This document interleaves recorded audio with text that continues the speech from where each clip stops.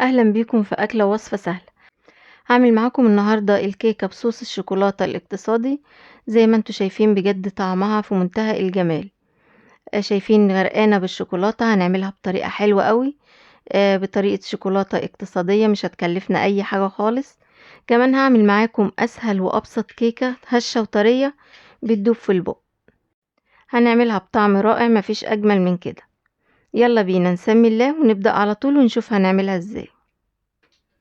معايا كوباية من المية، ممكن تستبدليها بكوباية من اللبن، كوباية من السكر، ومعايا بيضتين، ومعايا معلقتين، معلقة من الكاكاو الخام، ومعلقة من القهوة سريعة الذوبان. لو القهوة مش موجودة يبقى معلقتين كبار من الكاكاو الخام، وكوباية من الزيت، ومعلقة صغيرة من الخل.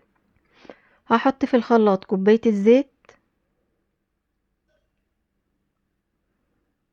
وكوباية المية، وهحط البيض والكاكاو والقهوة والسكر، وهحط كيس الفانيليا.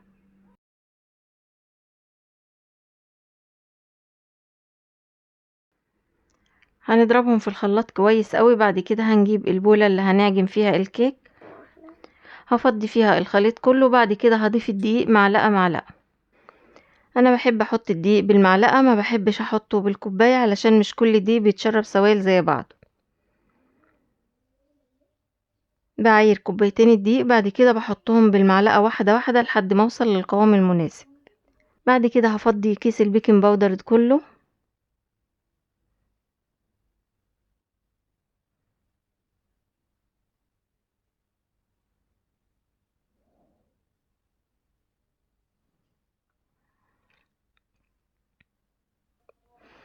اخر حاجة بحطها بقى هي معلقة الخل.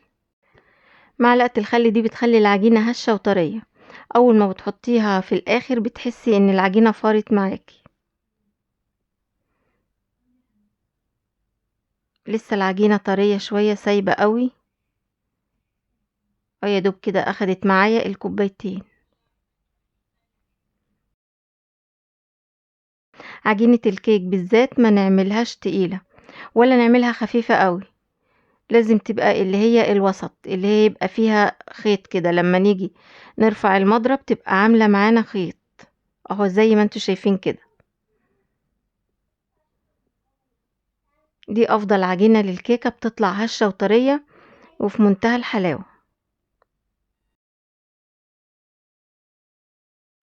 بعد كده هجيب القالب اللي هحط فيه الكيك وهدهنه بشوية من الزيت او شوية من السمنة.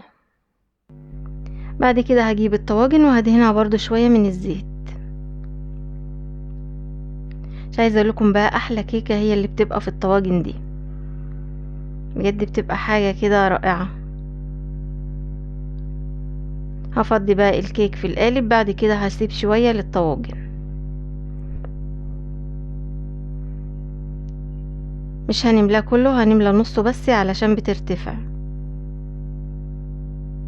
عارفين طبعا الكيكة بتزيد في الفرن، فعلشان كده هنحط نصه بس. هجيب بقى صينية وهحط عليها الطواجن وهدخلها الفرن. طبعا بنبقى مشغلين الفرن واحنا بنشتغل في الكيك. في الوقت ده هبتدي بقى اعمل صوص الشوكولاتة. طبعا ده اوفر صوص شوكولاتة بنعمله. معايا كوبايتين كبار من اللبن، هحط عليهم 3 معالق من السكر. بعد كده هحط معلقتين كبار من الكاكاو الخام،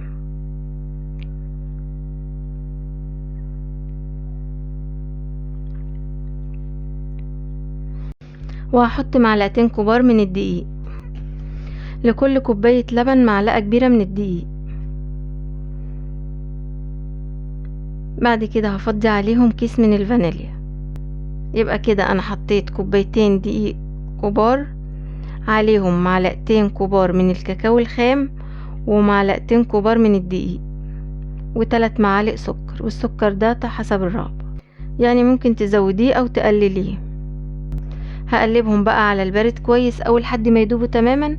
بعد كده هاخدهم بقى على النار لحد ما يغلوا. خلاص كده صوص الشوكولاتة غلى معايا وبدأ يتقل خلاص. انا عايزة بس اوريكم القوام بتاعه. انا كده طفيت عليه النار. هو كده مظبوط قوي علشان لسه لما بتبرد بتتقل معانا. وطلعت الكيكة من الفرن زي ما انتوا شايفين، هشة وطرية خالص تحت ايدي اهي. والطواجن طالعة بجد شكلها تحفة جدا. بعد كده بقى هجيب كوباية من اللبن وهنسقي الكيكة بتاعتنا شوية، طبعا حسب السمك بتاع الكيكة في ايدك. في كيكة بتبقى رقيقة وهشة وطرية قوي، ما تشربهاش لبن كتير. في كيكة بتبقى مرتفعة وعالية ممكن تحط لها الكوباية كلها. انا هنا هكتفي بكوباية واحدة على الكيكة كلها. بعد كده هجيب شاليمو يكون تخين شوية وهخرم بيه الطواجن زي ما انتوا شايفين كده. الطواجن دي بقى لازم تتعمل بمزاج. هجيب بقى الشوكولاتة اللي احنا عملناها، هسقي بها الطواجن بقى زي ما انتوا شايفين كده. الخرام دي كلها بقى بتتملي شوكولاتة من تحت لفوق، بتبقى خطيرة. كوبايتين اللبن اللي عملناهم عملوا معانا كوبايتين ونص من صوص الشوكولاتة. صوص الشوكولاتة ده علشان ما يعملش وش او قشرة ناشفة. اول ما الشوكولاتة نطفي عليها النار بنسيبها تبرد تماما. بعد ما بتبرد بنضيف لها بقى معلقة من القشطة او معلقة لبن او معلقة مية. بتقلبيها فيها كويس قوي بتخليها في الحالة دي ما تعملش وش خالص، بتفضل طرية معانا وتحسها ان هي سايحة كده. ممكن بقى تشكليها بأي حاجة موجودة عندك. انا عندي هنا شوية من المكسرات هشكل بهم الكيك. المكسرات مع صوص الشوكولاتة بتبقى طعمها حلو قوي. بعد كده عندي صوص كراميل هحط منه شوية على الوش.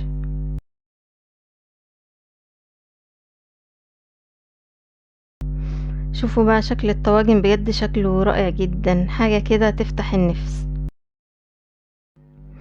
زي ما انتوا شايفين الكيكة بجد هشة وطرية وغرقانة في صوص الشوكولاتة، حاجة كده جميلة جدا.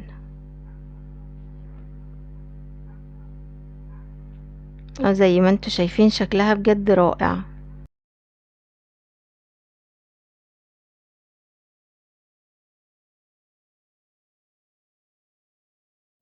وبكده اكون خلصت معاكم كيكة الشوكولاتة الاقتصادية.